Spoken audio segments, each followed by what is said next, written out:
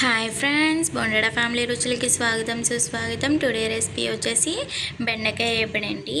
బెండకాయ వేపుడి అని చెప్పేసి చూడడం మానేకండి, లాస్ట్ దాకా చూడండి.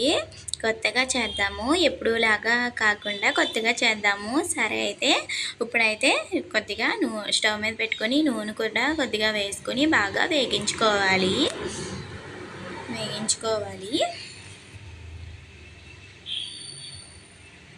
సరే, మధ్య మధ్యన అలా కలుపుతూ ఉండగా వేగుతూ ఉంటాయి. ఇప్పుడైతే మనం ఎల్లుల్లిపాయలు 2 లేదా 3 ఎల్లుల్లిపాయలు వేసుకొని అలాగే ఎండుమిర్చిని కూడా తీసుకోవాలి. ఈ 2 కలిపి మనమైతే మిక్సీ జార్లోకి అయితే వేసుకోవాలి. ఎల్లుల్లిపాయని అలాగే ఎండుమిర్చి ఉప్పు వేసుకుని బాగా ఆడుకోవాలి. ఇలా ఆడుకోవడం వల్ల ఈ వేపుడికి అనేది బాగా టేస్ట్ అనేది వస్తుందండి. ఒకసారి ట్రై చేయండి, మీరు కూడా చాలా బాగుంటుంది. వెల్లుల్లి కారం కదండి, బాగుంటుంది మంచిగా ఫ్రై కాబట్టి. ఇలా ఉప్పుని కూడా వేసుకుందాము. ఉప్పునైతే ఉప్పునేయండి, లేకపోతే సాల్ట్ వేసుకోవచ్చు, మీ ఇష్టం. నేను మిక్సీలో ఆడుతున్నాను కాబట్టి ఉప్పునైతే వేసేసి ఆడేస్తుంటాను.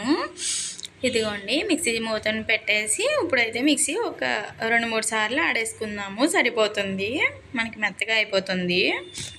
ఇప్పుడైతే మరలా ఏపిడి ఎంత దాకా వచ్చిందో లేదో చూసుకొని మరలా ఒకసారి కలిపేసుకుందాము. మనకి ఇంకా చాలా వేగాలి. ఇంకోండి, లైట్గా కలర్ అయితే కొద్దిగా మారాయి, చూసారా? అలాగా కలుపుకోవాలి. కలిపేసుకున్న తర్వాత మనం ముందుగా ఎల్లుల్లిపాయ కారం ఉంది కదండి, అదైతే ఇందులోకి వేసేసుకోవాలి. ఏంటంటే మనకి బెండకాయ ముక్కలు బాగా ఉడికిన తర్వాతే మనం ఈ పేస్ట్ అనేది వేసుకోవాలి. ఈ పేస్ట్ ఎంతోసేపే వేగాల్సిన అవసరం ఏమీ ఉండదండి, కొద్దిగా లైట్గా వేగితే సరిపోతుంది. ఫ్లేవర్ కంటెంట్ మూల మనం కొద్దిగా అయితే వేసి వేగిస్తాము, అందుకని మనకి బెండకాయ ముక్కలు బాగా ఎక్కువ వేగించాలి. ఇదైతే వేసిన తర్వాత ఒక 5 మినిట్స్ ఉంచితే సరిపోతుందండి. ఈ విధంగా బాగా మొత్తం అంతా వేసేసుకొని కలిపేసుకోండి. చూసారా? ఒకసారి మీరు కూడా ట్రై చేయండి, ఇలా చాలా బాగుంటుంది. ఇదిగోండి, అంతేనండి, ఎంతో టేస్టీకరమైన బెండకాయ వేపుడు అనేది రెడీ అయిపోయింది. అలా ఒక మిక్సింగ్ బౌల్లోకి అనేది సర్వ్ చేసేసుకోవడమే. చూసారా? కలర్ఫుల్గా కూడా చాలా బాగుంది. అలాగే ఈ రెసిపీ మీకు నచ్చినట్లయితే ఒక లైక్ చేసి షేర్ చేసి నా ఛానల్ అయితే సబ్స్క్రైబ్ చేయండి ఫ్రెండ్స్.